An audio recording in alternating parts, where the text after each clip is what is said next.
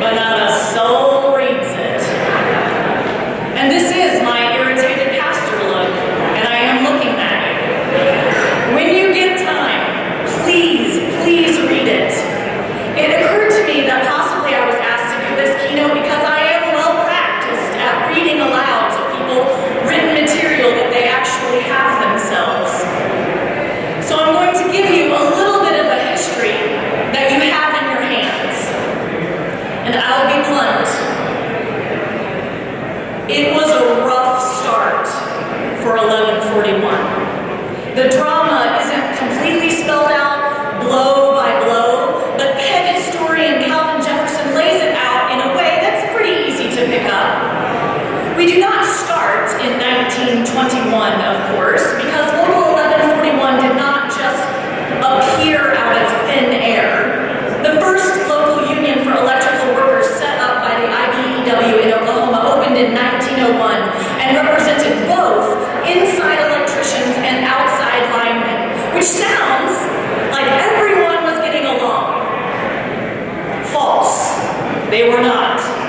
That arrangement lasted about 3 years, at which point the inside electricians organized under a different local, and the original local represented outside linemen only. Not long after, a large number of locals across the nation formed a competing IBEW block during a rift known as the Reed-Murphy split. And true union nerds can go into more details about that, but the story is one that many organizations are familiar with. There were deep divisions within the membership, which made finding common ground increasingly difficult. East Coast members disagreed with West Coast members. There were accusations of corruption and even physical altercations. And both IBEW locals in Oklahoma City, the outside linemen of Local 155 and inside wiremen of Local 456, sided with the seceding locals. After the courts got involved, more than 100 of those locals ultimately rejoined the IBEW, including Local 155, although Local 456 was not among them and was officially declared defunct in 1908. Local 155 was redesignated in 1913 as a mixed local, again representing both inside and outside electrical workers, but this did not last long. Just a few years after, the local's inside electricians struck out on their own and in 1915 received another charter from the IBEW. The linemen of Local 155, which was subsequently returned to an outside-only local, bid a fond farewell to their departing brothers in the January 1916 IBEW Journal, writing, "It's the hearty wish of this local that they will now do something for themselves." The new local initially made some progress, particularly in dealing with the city's non-union open shops, but it generally encountered consistent trouble with the non-union sector, and in the 1917 April Journal admitted to being, quote, "about the smallest and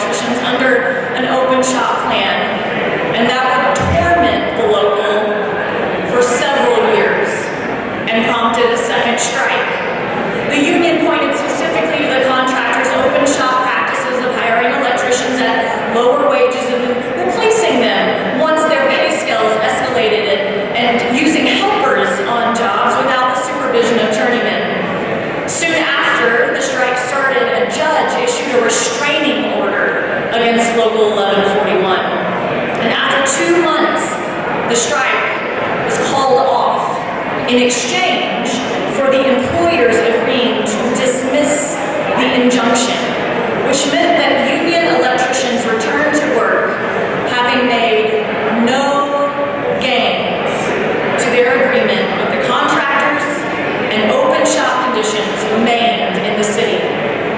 Membership numbers stayed stagnant and relatively meager throughout the decade, and even by 1929, the local still had not been able to negotiate a contract with any of the major electrical contracting shops in town.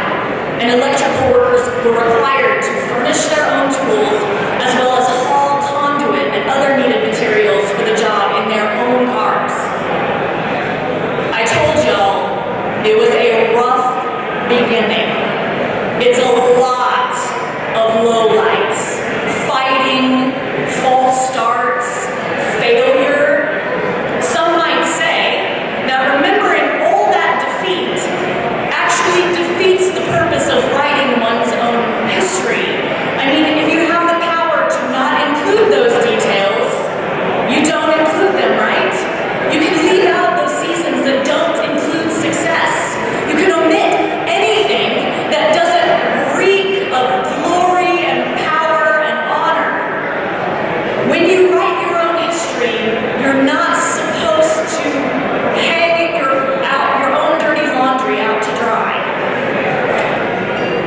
But thank God, 1141 told the truth. It can feel like the truth is hard to come by these days, and I'm not talking about the truth about conspiracies. No, 5G towers did not cause COVID, and no, Bill Gates does not want to embed microchips in all of us, primarily because we're all carrying around tracking devices in our pockets. He doesn't have to. I'm talking about truth with a capital T, like the truth that good things come to those who fail and fail and fail and keep getting back up. The truth that coalitions and partnerships and relationships take time to build. The truth that you do sometimes have to regroup and reorganize and reassess. The truth that sometimes you do have to go all the way back to square one. The truth that you do not have to agree on every single thing to accomplish something together. The truth that compromise and negotiation grease the wheels. The truth, as Shirley Chisholm reminded us, that if they don't give you a seat at the table, bring a folding chair. This is the story of IBEW Local 1141, and thank God you told the truth about it. You could have done it differently. You could have made it just a brochure instead of a book. You could have started the history in 1931, when the local could actually boast that it was rated as the best labor organization in Oklahoma City. Or you could have started in 1932, when the local and its contractors reached an agreement that included a shortened work week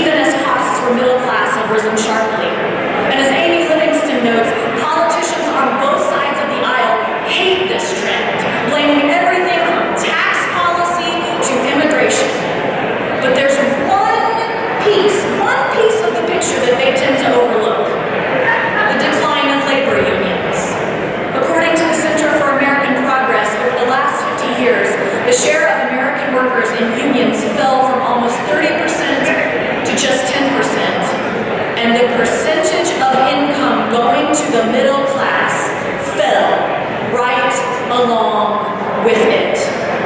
People are hurting. Wages are low. Parents cannot find affordable childcare. People are exhausted from trying to stay on the hamster wheel. But here's the whole truth.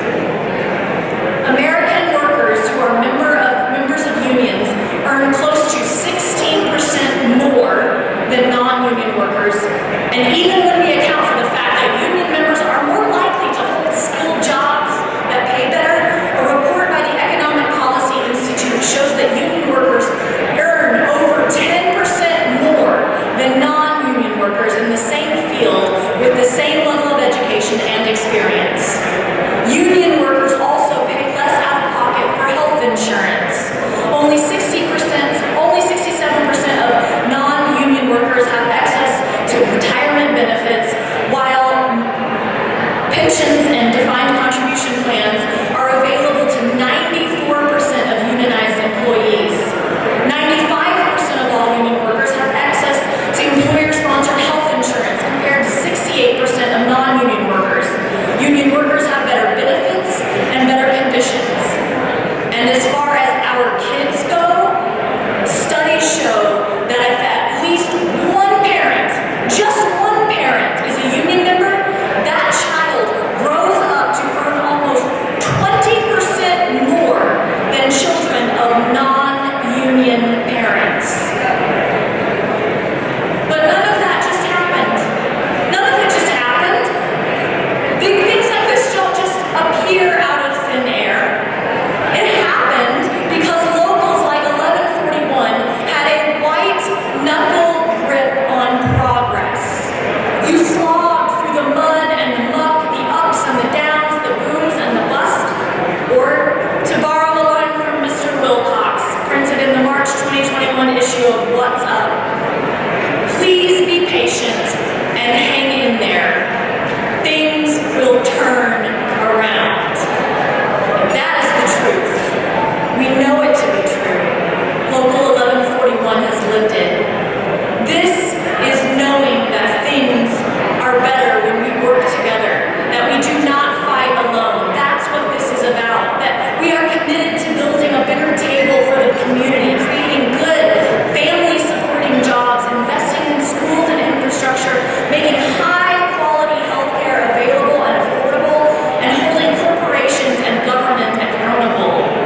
You know that living out the belief that all of us need all of us to make it involves way more grit and grace than it does glamour.